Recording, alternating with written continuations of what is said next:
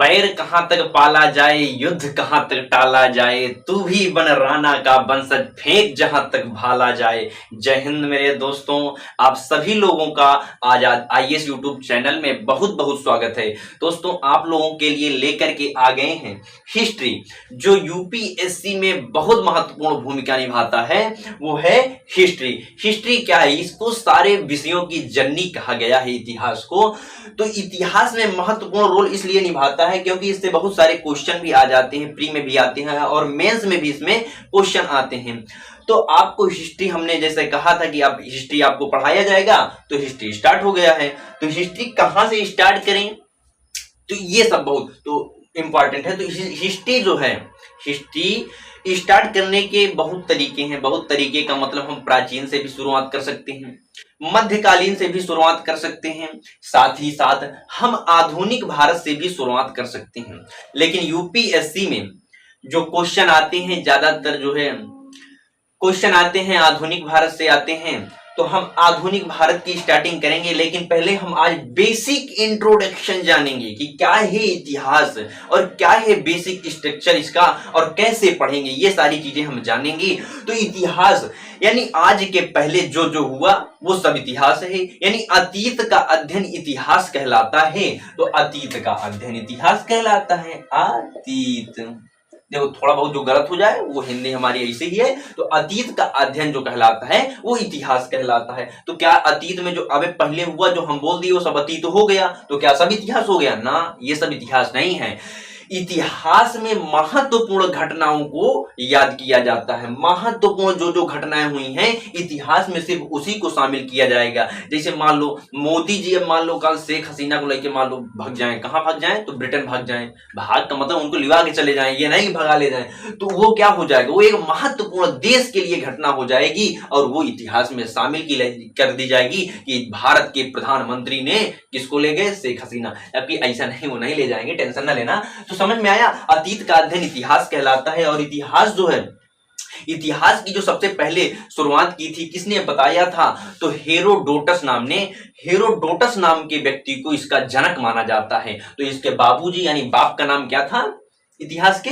Herodotus. Herodotus याद कैसे करोगे? हेरोडोटस, ये हेयर होते हैं तो हेरोडोटस हो गया। तो हेरोडोटस इतिहास के जनक माने जाते हैं। अब हम आते हैं अपने मेन पॉइंट पे कि हमको पढ़ना क्या है।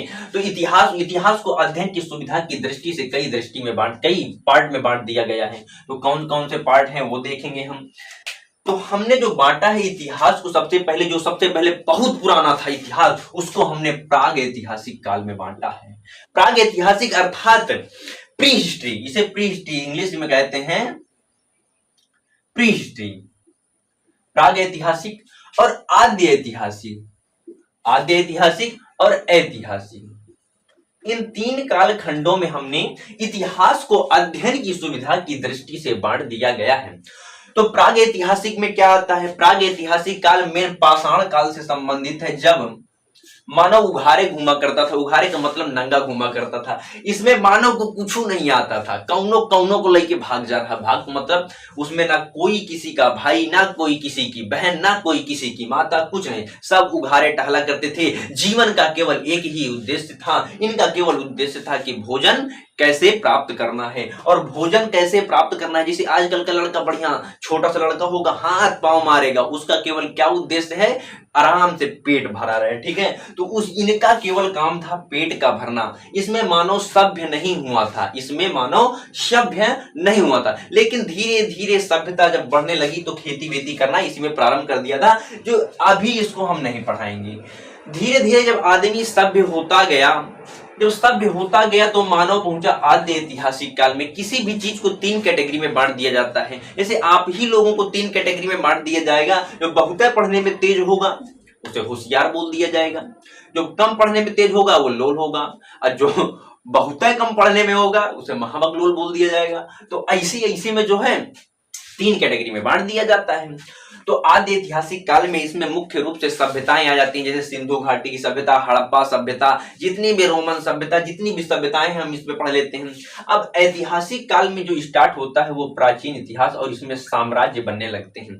राज्य बनने लगते हैं और 16 महाजनपदों का उदय हो जाता है, वो ऐतिहासिक काल में होता है। प्राचीन काल के बाद मध्यकालीन इतिहास आता है। इसमें मध्यकालीन इतिहास में जब बाबर का आगमन भारत में होता है, तब वहां से हम इसकी स्टार्टिंग कर लेते हैं। मध्यकालीन की शुरुआत बहुत मोहम्मद गौरी के आक्रमण से भी हो जाती है, ठीक है। तो मध्यकालीन इतिहास की शुरुआत हो गई। इसके बाद हम आधुनिक इतिहास की भी शुरुआत करते हैं। आधुनिक इतिहास जब अंग्रेजों का आगमन हुआ, और यहीं पर से अब हमको देखना है ऐतिहासिक काल। ऐतिहासिक काल देखो, प्राग ऐतिहासिक काल में कोनो लिखा पढ़ा, अरे गुहारे घूमता तो नहीं लिखेगा कहाँ, इसमें तो लिखा लेकिन पढ़े नहीं गया। अब समझ लो, इसमें लिखा भी गया और पढ़ा भी गया, समझ में आया ना।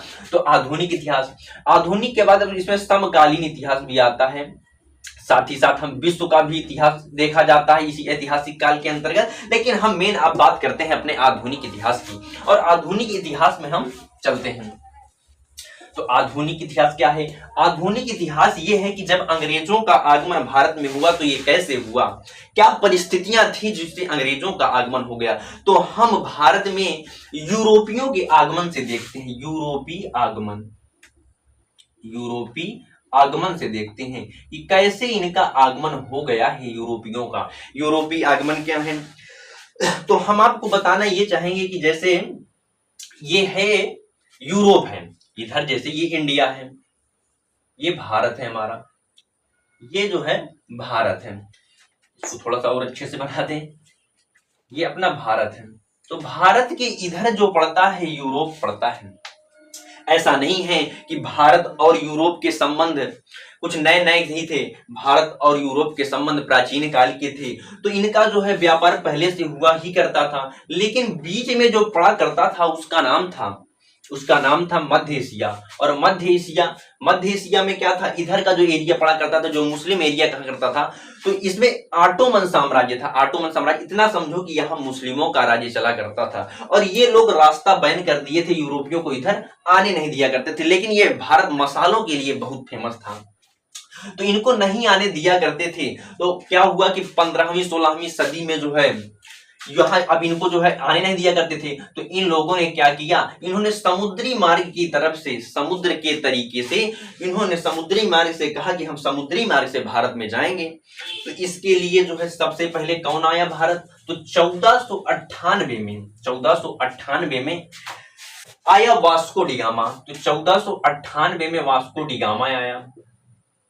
वास्को डिगामा, जब वास्को डिगामा भारत के कालीकट में पहुंचा, कहां पहुंचा, तो भारत के कालीकट में जब वास्को डिगामा पहुंचा, भारत के कालीकट यानी केरल में पहुंचा, तो राजा ने इसका बहुत स्वागत किया। और जब राजा ने स्वागत किया, अभी पहुंचा कैसे था, तो यहाँ पड़ता है अफ्रीका, यहाँ पड़ता है अफ्रीका, और यहाँ पड़ता है यूरोप। तो ये यहाँ पुर्तगाल से निकला, और यहाँ पर एक जगह है केप ऑफ गुड होप। और जैसे ही यह केप ऑफ गुड होप पर पहुंचा अफ्रीका के, तो इसको एक गुजराती मिला, ठीक है। और गुजराती से मिला, और इसने भारत के बारे में पढ़ रखा था कि भारत के लोग बहुत अच्छे होते हैं, भारत के लोग महाबकलोल होते हैं, और साथ में यहाँ के लोगों से एक बार बोल दो तो ये दोबारा फिर बोलने की कोशिश करते हैं, एक बार नंबर मिल जाए तो 4 बार मिलाते हैं। ऐसे पढ़ रहा था यहाँ, तो इसको यहाँ मिल दिया।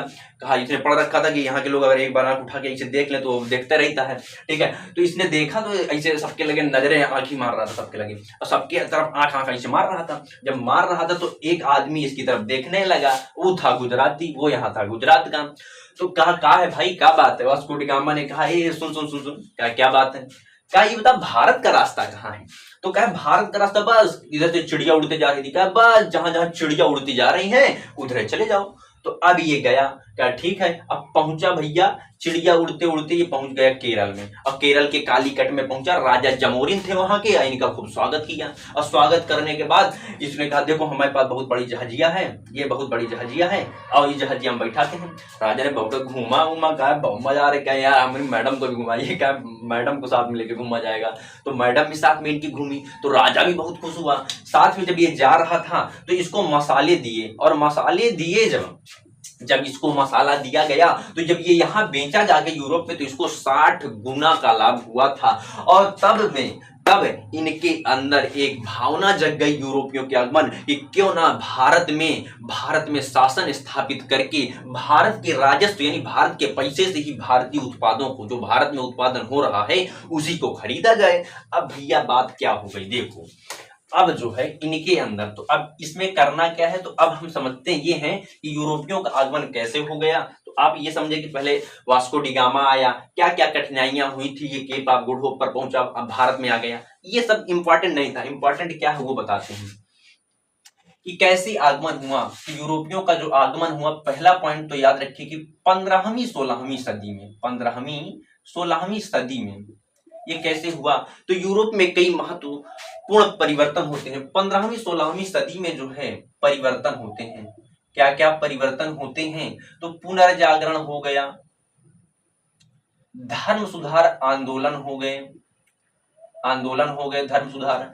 इसके बाद भौगोलिक खोजें हो गई, भौगोलिक खोजें हो गई। इन खोजों के परिणाम स्वरूप क्या हुआ, इन खोजों के परिणाम स्वरूप जो है इसमें कई सारे देश थे। 15वीं 16वीं सदी में यूरोप में कई महत्वपूर्ण परिवर्तन दिखाई देते हैं, जिसमें ये पुनर्जागरण हो गया, धर्म सुधार आंदोलन हो गया, भौगोलिक खोजें हो गई। इन परिणाम के स्वरूप के बाद इन्होंने क्या किया, इसमें ब्रिटेन, फ्रांस, इंग्लैंड आदि कई देशों ने मिलकर के समुद्री मार्ग से व्यापार करने के लिए खोज करने लगे। जब व्यापार करने के लिए खोज करने लगे और ये खोज करते करते जब भारत पहुंचे, जब यहाँ भारत पहुंचे, तो भारत से जब भारत ये आए यूरोपी, अब इसमें अभी डेट वेट कुछ नहीं याद रखना, ठीक है ना। तो जब आए यहाँ, जब यहाँ ये आए तो इन्होंने भारतीय शासकों से अनुमति मांगी। क्या मांगी, भारतीय शासकों से अनुमति मांगी। जो राजा थे शासकों से अनुमति लेते हैं, भारतीय शासकों से अनुमति लेते हैं, और जैसे ही इनको अनुमति मिल जाती है, जैसे ही इनको अनुमति मिल जाती है यूरोपियों को, अब जैसे ही उनको अनुमति मिली तो इन्होंने क्या किया, एकाधिकार को लेकर के युद्ध करने लगे। एकाधिकार, अब इसमें ब्रिटेन वाले, फ्रांस वाले सब आ रहे हैं, कहा तो सब कह रहे हैं, ब्रिटेन वाले कह नहीं हम घुसेंगे, ये कह रहा हम घुसेंगे, सब जगह घुसने को तैयार है यहाँ। तो अब भैया क्या हुआ कि ये जो है सभी लोग तो आपस में लड़ने लगे, एकाधिकार को लेकर लड़ने लगे। तो शासकों से अनुमति मिली और एकाधिकार को लेकर युद्ध हुआ, एकाधिकार को लेकर के युद्ध होने लगे। तो कंपनियों के बीच, जो कंपनियां थी, कंपनी के बीच युद्ध होने लगे, और जैसे ही कंपनियों के बीच युद्ध होने लगे, साथ में संबंधित जो राष्ट्र थे उनके बीच भी युद्ध होने लगे, संबंधित राष्ट्रों के मध्य भी युद्ध होने लगे। संबंधित राष्ट्र का मतलब क्या है, जैसे ब्रिटेन की कंपनी है और इधर फ्रांस की कंपनी है, तो ये कंपनी तो आपस में लड़े रहे हैं, और साथ में इनके जो फ्रांस वाले और ब्रिटेन वाले आपस में लड़ रहे हैं, राजा थे वो भी लड़ रहे हैं। तो इन्होंने अनुमति दी। साथ में तो अब राजा ने कहा भैया आए हो यहाँ व्यापार करने, लड़ काहे रहे हो। तो यहाँ कई अवसरों पर यहीं के भारतीय राज्यों से भी लड़ाई होती है, भारतीय राज्यों से भी लड़ाई होती है, भारतीय राज्यों से भी युद्ध होते हैं, भारत के राज्यों से भी कई अवसरों पर इनको युद्ध का सामना करना पड़ता है, इतना समझ लो। तो यहाँ तक कि लेकिन इसी में, इन्हीं सभी कंपनियों में 18वीं सदी के अंतिम दशक में, 18वीं सदी के अंतिम दशक में ब्रिटेन की जो ईस्ट इंडिया कंपनी थी, ब्रिटेन की ईस्ट इंडिया जो कंपनी थी, उसने क्या किया, भारत में जो है कई केंद्र स्थापित कर दिए थे, कई केंद्र बना लिए। भारत की ईस्ट इंडिया कंपनी ने कई केंद्र बना लिया। जैसे ही उसने इतने सारे केंद्र बना लिया और भारत में जो है इतने केंद्र बना लिए, तो उनका जो मुख्य उद्देश्य क्या था, इनका मुख्य उद्देश्य था व्यापार करना, मुख्यतः कपड़ों एवं मसालों का व्यापार करना, कपड़ों एवं मसालों का व्यापार करना, और कपड़ों एवं मसालों के व्यापार करके अधिकाधिक मुनाफा अर्जित करना था। कि अधिक मुनाफा यानी अधिक पैसा कमाया जाएगा, पैसा अधिक कमाया जाएगा, समझ में आया ना। तो ये पैसा अधिक कमाना चाहते थे, लेकिन व्यापार संतुलन भारत के पक्ष में था। तो ब्रिटिश सहित जो सभी कंपनियां थी, सभी कंपनियों की यह इच्छा थी कि भारत में जो है नियंत्रण स्थापित किया जाए और वही भारतीय राजस्व से ही भारतीय उत्पादों को खरीदा जाए। लेकिन प्रारंभ में इन्हें सफलता नहीं मिली। सफलता क्यों नहीं मिली? सफलता नहीं मिली, क्योंकि यहाँ पर जो मुगल साम्राज्य था, बहुत बड़ा मुगल साम्राज्य था, तो इन्हें जो है सफलता नहीं मिल रही थी इनको, अंग्रेजों को। लेकिन ये पैर जमाए यही कंपनी लिए बैठे थे। धीरे धीरे जब परिस्थितियां 18वीं सदी के अंतिम दशक में परिस्थितियां अनुकूल हुई विस्तार के लिए, तो अंग्रेजों ने इनका फायदा उठाया और भारतीय साम्राज्य को धीरे धीरे धीरे कई केंद्र स्थापित कर लिए और धीरे धीरे भारतीयों को गुलाम बनाना प्रारंभ कर दिया। तो आपने ये समझ लिया कि कैसे ये यहाँ अंदर आ गए। तो हमने यूरोपियों का आगमन तो देख ही लिया, साथ में अब इसकी नोट्स कैसे पढ़ना है, तो इसकी नोट्स हम दे देंगे। इसकी नोट्स जो है हमारे टेलीग्राम चैनल में जो है, अभी ग्रुप इसी में जो है, यूट्यूब लिंक के नीचे जाना और उसमें एक लिंक मिलेगी टेलीग्राम की लिंक, और टेलीग्राम की लिंक जब ज्वाइन करेंगे तो उसी में आपको पीडीएफ मिल जाएगा, थोड़ा सा उसमें पढ़ने के लिए भी रहेगा, साथ में आंसर राइटिंग कैसे करना है ये भी सारी चीजें बताएंगे। तो आज आपने देखा कि यूरोपियों का आगमन कैसे हो जाता है। अब अगले वीडियो में हम ये देखेंगे कि भारत की क्या ऐसी परिस्थितियां थी जिन परिस्थितियों का अंग्रेजों ने फायदा उठा लिया। तो आप लोगों ने ये समझा कि कैसे कैसे आए, साथ में आंसर राइटिंग भी आपको बताया जाएगा। अब आंसर राइटिंग कैसे करेंगे, अब जैसे इसमें बताया जाएगा कि यूरोपियों का आगमन कैसे हुआ। यूरोपियों का आगमन ये हुआ कि 15वीं 16वीं सदी में यूरोप में कई महत्वपूर्ण परिवर्तन होते हैं। ये परिवर्तन जैसे पुनर्जागरण, धर्म सुधार आंदोलन, भौगोलिक खोजे, इन परिवर्तनों के परिणाम स्वरूप ये कंपनियां जो आती हैं, कंपनी भारत में आती हैं, ये कंपनी भारत आती है और भारत आकर के भारतीय शासकों से अनुमति मांगी जाती है और व्यापार पर एक अधिकार प्राप्त करने के लिए इनका युद्ध का सामना करना पड़ता है। साथ ही संबंधित राष्ट्रों को भी युद्ध का सामना करना पड़ता है और कई अवसरों पर भारतीय राज्यों से भी युद्ध होते हैं। ठीक, लेकिन 18वीं सदी के अंतिम दशक में ब्रिटेन की ईस्ट इंडिया कंपनी ने कई केंद्र बना लिए थे। ये ब्रिटिश कंपनी ने कई केंद्र बना लिए थे और व्यापार और उनका जो मुख्य उद्देश्य था व्यापार करना, किस चीज का, कपड़ों और मसालों का व्यापार करना और इससे पैसा कमाना था। और प्रारंभ में इनको सफलता नहीं मिली, लेकिन 18वीं सदी में परिस्थितियां ऐसी अनुकूल हो गई कि इन्होंने इसका फायदा उठाया और भारत को धीरे धीरे गुलाम बनाना प्रारंभ कर दिया। तो क्या परिस्थितियां थी, इसके बाद हम क्या इसमें कौन कौन से युद्ध किए हैं, ये सारी चीजें देखेंगे। तो आई होप समझ गए होंगे आप। मिलेंगे नेक्स्ट वीडियो में, तब तक के लिए जय हिंद।